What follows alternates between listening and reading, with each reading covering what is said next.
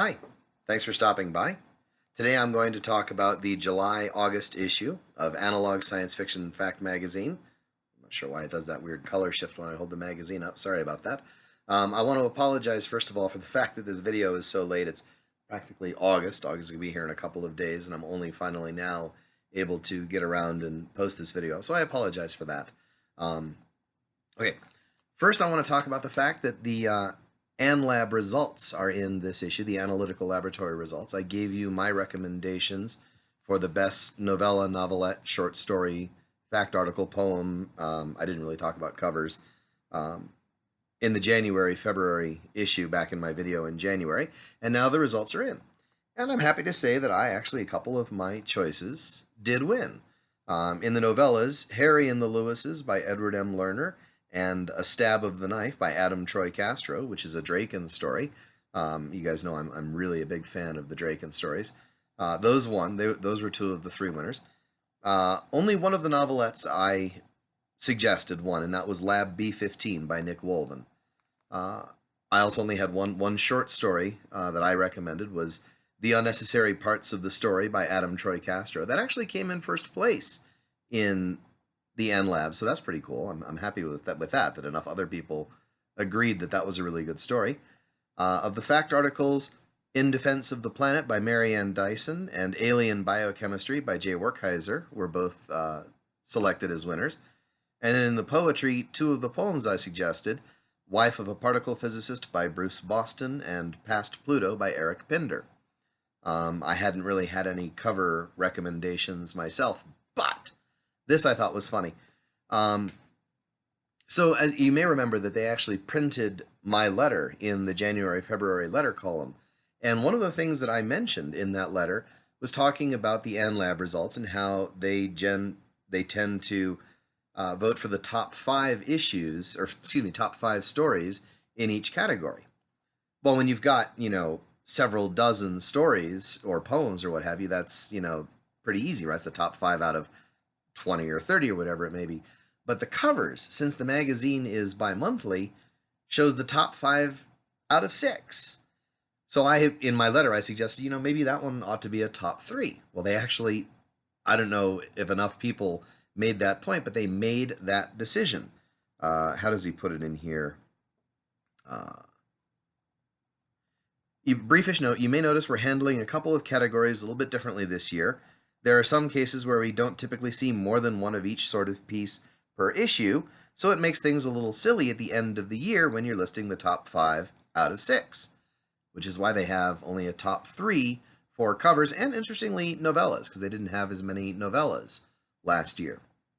Anyway, I remember reading that and thinking, they listened to my letter. They took my suggestion to heart, which I thought was very nice.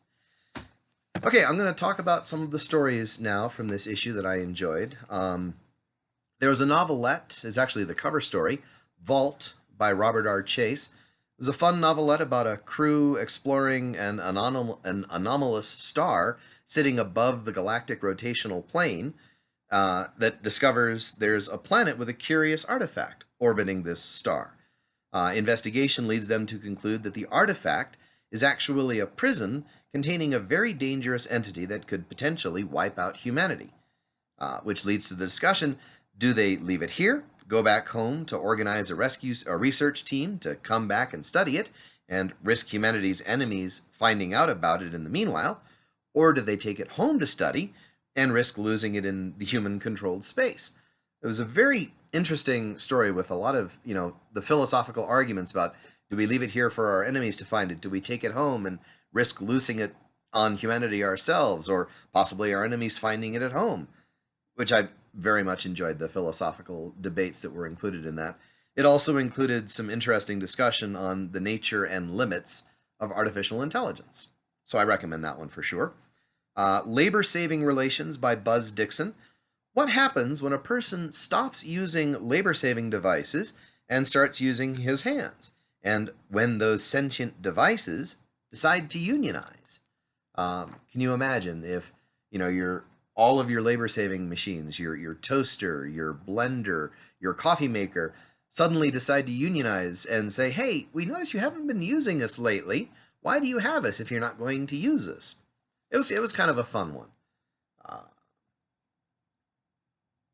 so I'm just referring to my notes here. Captain Zack and the Data Raiders by Steve Rasnick Tem was a story about a group of hacktivists working to preserve the truth at all costs. It was fairly topical. Actually, would make a really good fit for that anthology collection, Resist, that I told you about last time, which I am still in the process of finishing up. I'm a very slow. It's not that I'm a slow reader. I don't get a lot of chance to read in my free time, but I do fully intend to put up reviews of the stories in that anthology as soon as I actually finish it. But this story, Captain Zack and the Data Raiders, would be a good fit for that collection. It is not part of that collection, but was a lot of fun to read in this magazine. A Neighborhood for Someone Else by Alison Wilgus describes the experience of being human in an extremely alien environment. It was actually quite poetic and really enjoyable. I'm always a sucker for any story that involves alien characters, and like the more alien, the better. This one was interesting because it had a human central character who was living in the alien world as an expatriate and was very used to it and very accustomed to it, and kind of looked down on the tourists who were just sort of passing through and thought, oh, this is so neat and interesting. It's like, no, you don't really get it. There's a lot more to it than just what you're seeing. I thought that was a very interesting story. Dreaming Up the Future by Julie Novikova, a nice story about an AI that may or may not lead to the singularity, with a fun little twist at the end. I don't want to spoil it. I'm going to say go ahead and check that one out. I recommend it. Monarch of the Feast by Paul DiFilippo. Time-traveling warlord who goes back to 1857 Italy to take over first it and then Europe and then the whole world.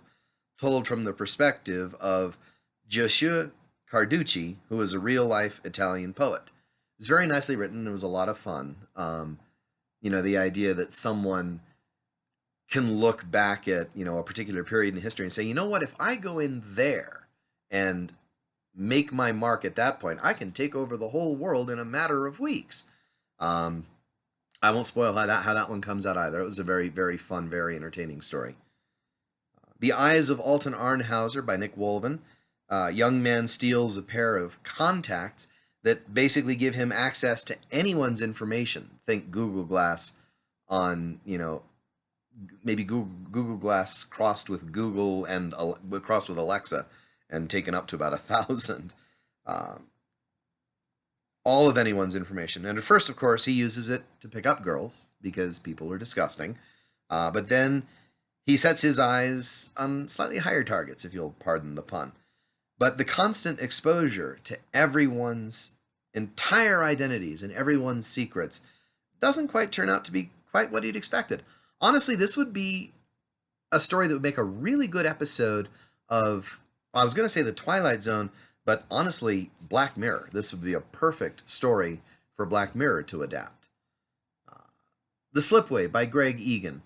This weird disc appears in space, growing larger and moving towards Earth at rapid velocity. Is it a wormhole? When are people going to be able to tell if it's hit? Has it already hit? There are a lot of competing theories and extreme reactions that make a lot of sense in a story like this. I mean, if you were to wake up tomorrow and scientists were to say, oh, there's this, weird galactic phenomenon here, we're not entirely sure what it means, how would you react? What would your thoughts be? The story actually goes into a lot of really sensible ideas of how people would react to this sort of news.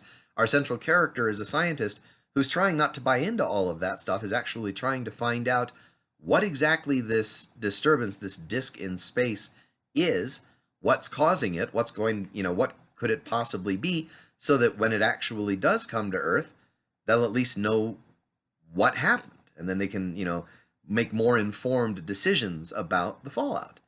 But of course, so many other people, don't just jump to conclusions immediately, because who wants to take the time to actually research things and, come to reasonable conclusions and make informed decisions?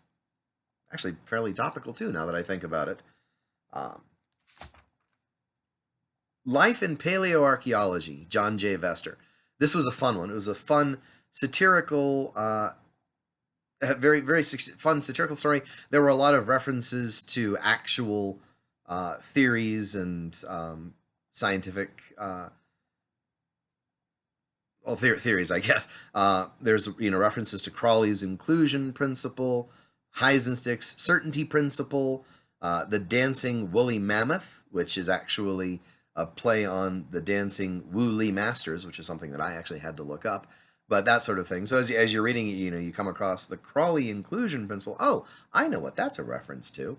That was fun for me to kind of come upon some of those messages, some of those references. Those were the main stories that I wanted to draw to your attention from the July-August issue of Analog Science Fiction and Fact.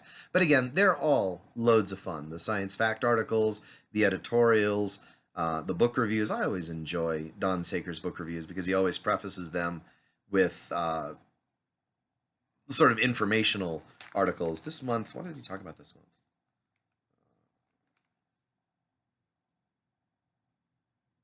Superhero stories, which actually you'd think I would have remembered that just off the top of my head because I'm a big superhero nerd. So, talking about the superhero tradition and how it goes back to the earliest myths, characters like Gilgamesh, Perseus, Hercules, Achilles, Samson, and that sort of thing, and sort of tracing the evolution of the superhero story from ancient days up to modern days. Just the sort of prefaces that Don Sakers always does to his book reviews always make it a very enjoyable read for me.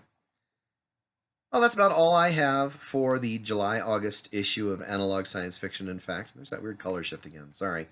I will get the Asimov's magazine review up sometime in August, and as I said, I promise I'm working through Resist as best I can and hoping to have that finished and have a post reviewing some of those stories for you at some point in the near future.